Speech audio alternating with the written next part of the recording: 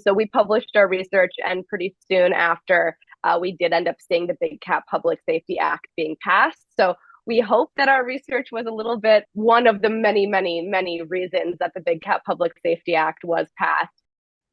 Welcome to Nature's Guardians. I'm Micah Siegel. Each week, I talk with people working to save and help animals around the world. They are nature's guardians, and you can become one too. Today, I'm talking with Monique Sosnowski, a professor of criminal justice at Farmingdale State College. That was a tongue twister. Yeah, hello, welcome to the show. It's so nice to be here. Thanks for having me. Great to have you. What's the topic right now about animals? So right now, one of the projects that I'm working on is based off of some field work that I was actually able to do this past summer.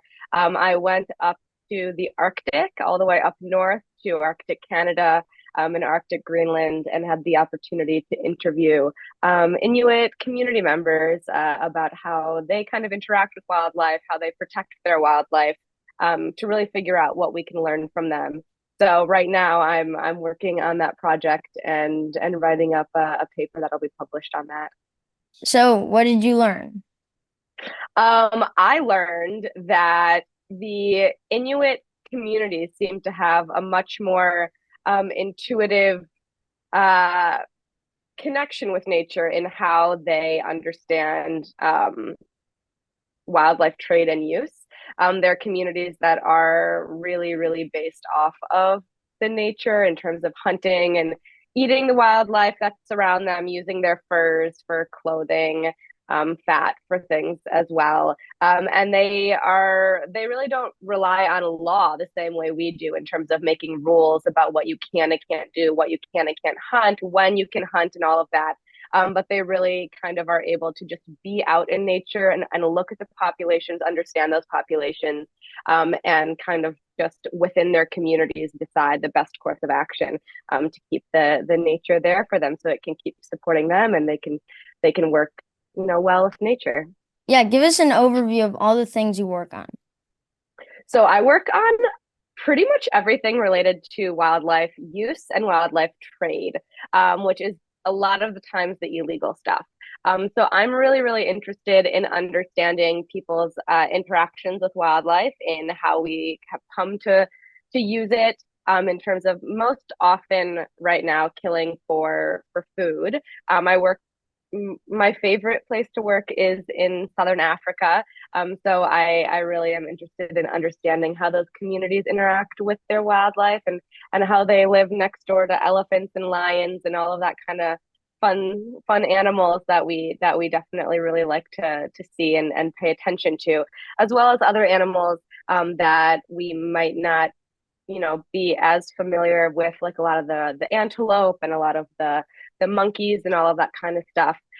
So I'm also therefore really interested in when killing is legal versus illegal, and then what happens when there's illegal killing, when it comes to the laws, when it comes to how those people might be arrested and prosecuted, where that wildlife is moving to, when it comes to trafficking. So are they shipping it to Europe?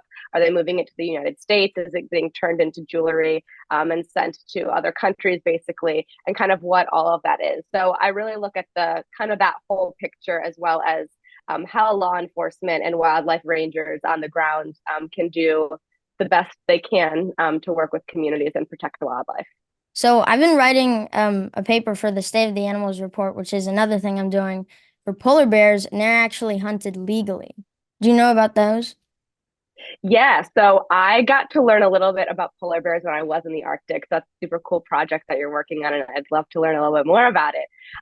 But yeah, when I was with the Inuit communities, I learned kind of about how they get permits to hunt polar bears, and kind of what that dynamic is. So why they're allowed to hunt them, when they do hunt them, what that process looks like, how they go about then eating the polar bear meat or using the furs and doing all of that stuff. So yeah, I got to experience that a little bit and see pictures of that whole process taken by Inuit community members. So that's really cool. What are you writing about polar bears?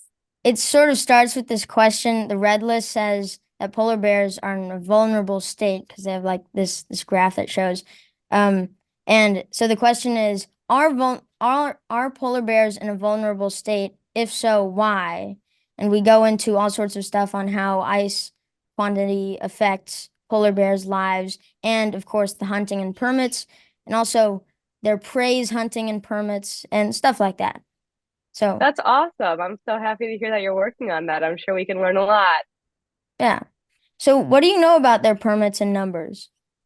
The people that I specifically was talking to in Arctic Canada basically get their permits. So their rules are a little bit different than um, in many cases are just your standard if you or I wanted to go hunt a polar bear, because the Inuit communities are native communities to Canada. So they do have kind of different rules that they abide by due to cultural practices and histories within Canada. So, for example, the community I worked with and it was able to talk to, they were able to get I forget if it's one or two polar bear permits for the year, basically. That they're allowed to go legally hunt a polar bear. And those polar bear hunts are actually really interesting because a lot of the times multiple people in the community come together to go on those hunts because polar bears are so big and dangerous as well to hunt. You don't want to be faced with a polar bear on your own. They're absolutely massive. So the community often has multiple people go out together to take to go on a hunt. And then when they bring the polar bear back to the community, if they've successfully hunted one, they often divvy up all of the resources from that polar bear actually within the community. So they'll give things to elders, they'll give things, to their family, to their friends, to anyone who's kind of interested.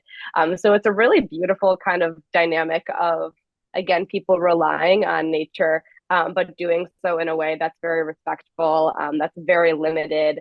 And the communities are super conscious of the numbers of polar bears. So they can tell just, by being out in nature if they're seeing more polar bears, and they can kind of tell that numbers are increasing or if they're decreasing. What's the hunting process? Do they go on a boat? Do they walk like miles? Do they use guns or bow and arrows? Like, what do they do? That's a really good question. So, what a lot of people don't really realize is that polar bears, the scientific name is actually kind of translates to like maritime bear, because polar bears are most often in the water. So I got to see, I think, three polar bears when I was out there. And every single time I was kind of surprised to see them swimming. So they were all of them, all three of them were swimming really kind of far out from land, far out from ice, which I thought was really interesting. So a lot of the times the communities that are hunting won't really go out into the water to hunt them because the polar bear is so heavy. Like once you hunt it, I mean, it's going to be hard to get it out of the water. So a lot of the times it's waiting for polar bears to come onto land to feed or whatever they might be doing on land. And then they'll go out and hunt them on land. And I think for the most part, they're hunting them with nowadays with like rifles, with high powered kind of guns, not like machine guns, but like a good hunting rifle. And because polar bears are big, I think it's a pretty big bullet that it takes to take down a polar bear. Do you think it's worth it to well, yes, the vulnerable species is now like, what was it, 600 to 800 a year are killed for this reason legally. Is Mm-hmm. it worth it to kill those polar bears and so those communities can have that? Or do you think it's not worth it and they should not do that to keep polar bears alive?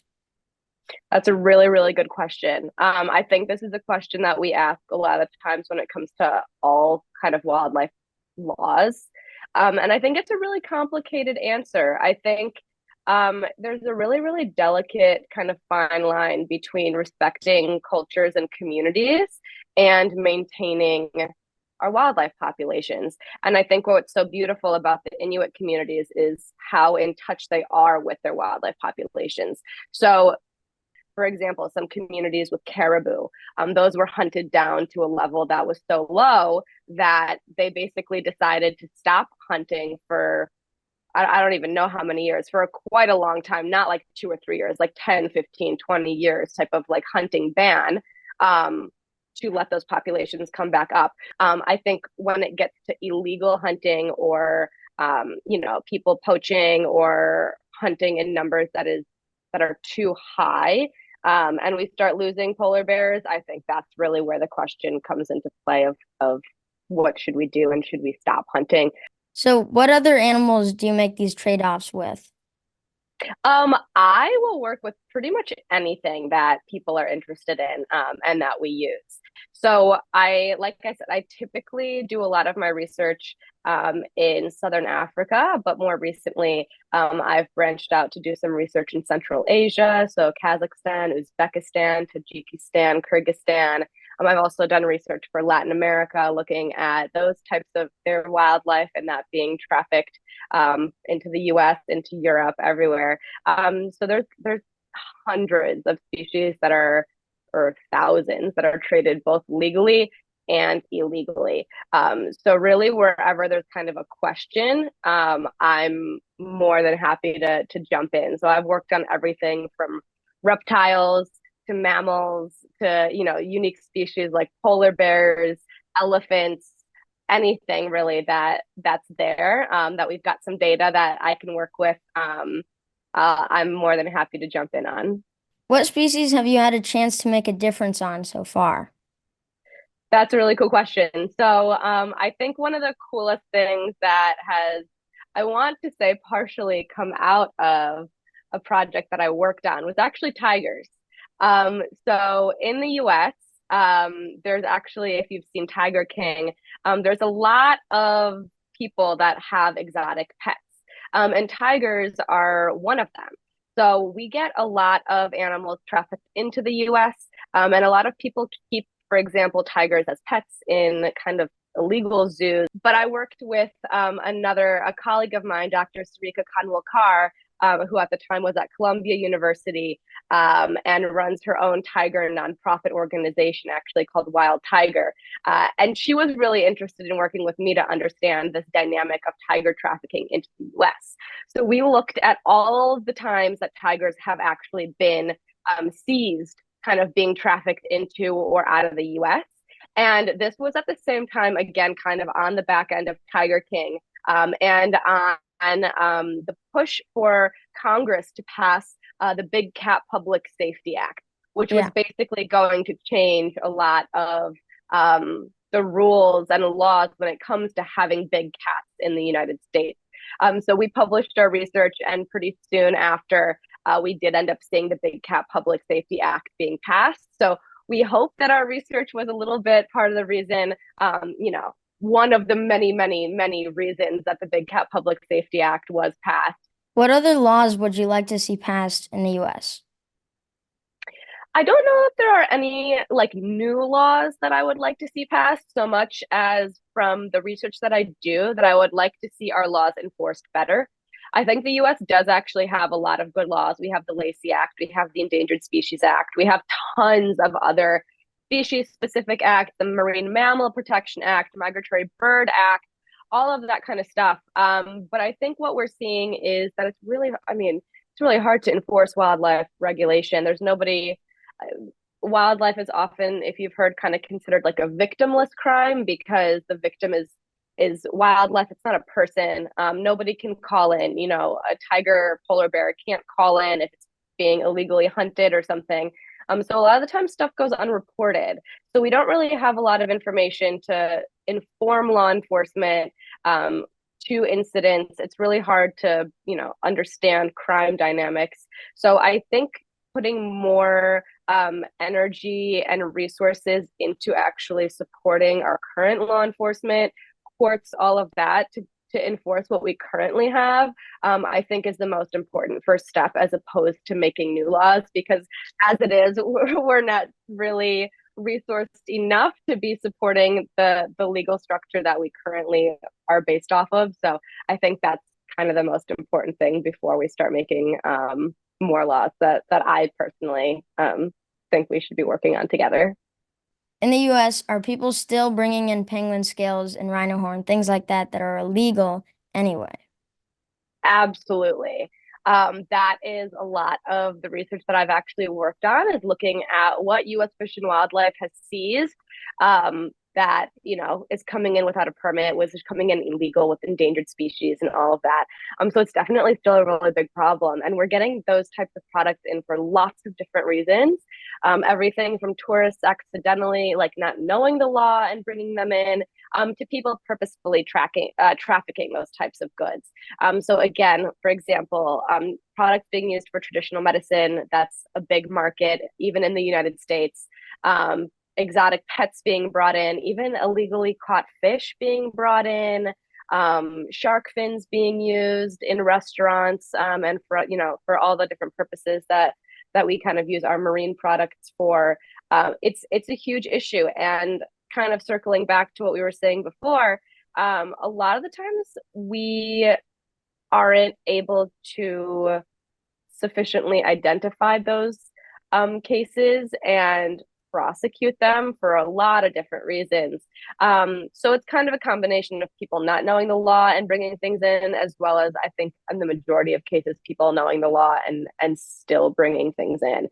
So even the research that I've done, people have estimated that Fish and Wildlife is only able to inspect, for example, about 10% of all the shipments that come into the United States. So even we know there's already a lot coming in, but it's likely tenfold probably that which is coming in. So if making these things illegal still doesn't work and keeps people are still buying the products, then what will work? That's $1 million question, Micah. I think laws are definitely the start. Same with, our laws against murdering each other, against stealing, against all of that. I think just understanding, having informed laws is the best part. And then it really comes to enforcement. So a lot of laws are considered, when it comes to wildlife, and this is kind of like a global thing, that wildlife laws are considered, or wildlife crime is considered to be very low risk and very high reward. So I think education at every level, prosecutors, law enforcement, the general public, as to knowing the laws and understanding even those markets that are people who are buying those medicinal products, being able to educate them and say, hey, those aren't actually really working. They're really expensive. You're spending a lot of money on them, but all of our medicinal knowledge is telling us that those don't work. But here's some things you might be able to use instead that are like affordable, or different plant products, or, other things that we can support, people's habits and needs. I think that's really kind of right now the biggest thing that we need to do to help stop trafficking, as a whole, as much as we can. I mean, yeah, again, like the Inuits, it's very deeply rooted in their culture and it's hard to stop people. And you sort of have to Absolutely. respect them even if it doesn't work. Yeah, it's a very, very intricate dynamic. And yeah, I mean, experiencing it all over the world is and seeing kind of how different communities interact with their wildlife is super, super interesting. It's just about, again, education and like reaching the balance so that we're not exploiting the wildlife, or that people aren't kind of jumping on the bandwagon of like, oh, hey, if that community uses it, I should use it, without having that cultural background, or doing it all with respect at the end of the day. Exactly. Yeah. So if I could wave my magic wand that is definitely in my hand right now, um, what would your wish be? My wish would be for people as a whole, all around the world, to be more connected with nature. I would love for people to want to, again, grow. I mean, I'm in New York City, to want to spend time outside, to want to enjoy the birds in the park, everything that we can get to, and really kind of tap into our core of, again, living in balance, in respect with our ecosystems that support us. Do you have any specific animals that you think will be winning or losing, or what specific things will happen to which ones in the next 30 years? So we as humans tend to pay attention to and really like the big animals, the cute animals, the fuzzy animals, all of that. So I think we'll continue seeing those animals be protected. I think we will continue to kind of ignore a lot of the other not cute animals, the insects, reptiles, the weirder animals, so to say, on the whole. I think we'll continue to see a lot of those decline, and be affected by human activity. I mean, yeah, you're right. Millions of people are going to see the iconic polar bear, rhino, elephant, right? And there's going to be a lot of funding into that and a lot of conservation groups doing that and helping those. But no one knows about the random Kansas Park frog in the pond there, that happens to have like 22 members of population. So that's not going to Exactly. be saved.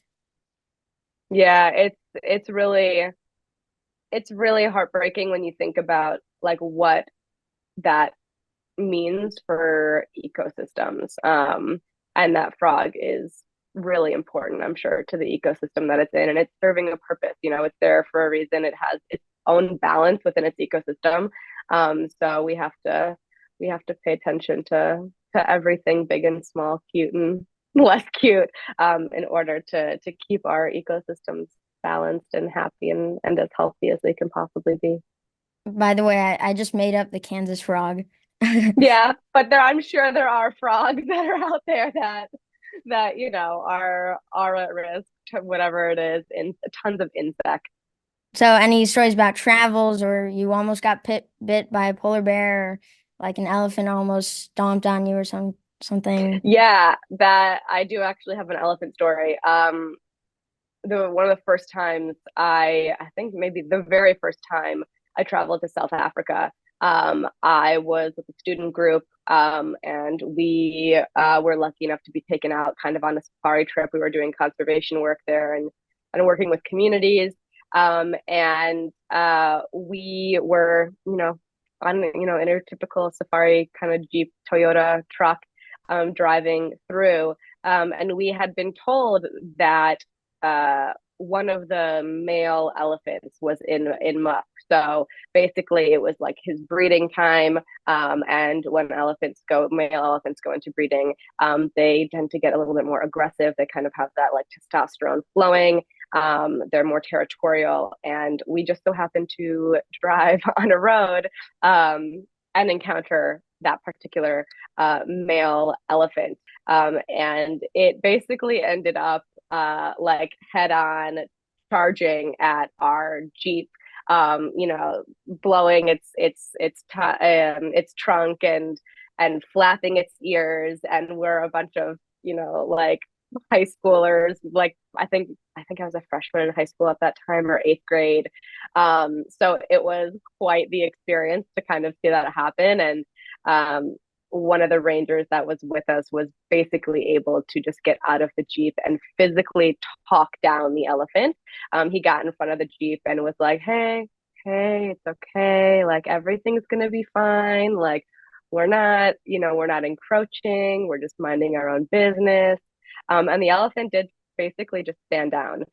He got it out of his system, and he ended up backing up and walking away. So it was an absolutely incredible experience to kind of see that human wildlife interaction. And That dude is like the elephant whisperer. I know it was an incredible experience. Thank you for talking with me, Monique, and thank you for watching. You can help animals by hitting the like button and subscribing to this channel. I'll see you next time on Nature's Guardians. Bye.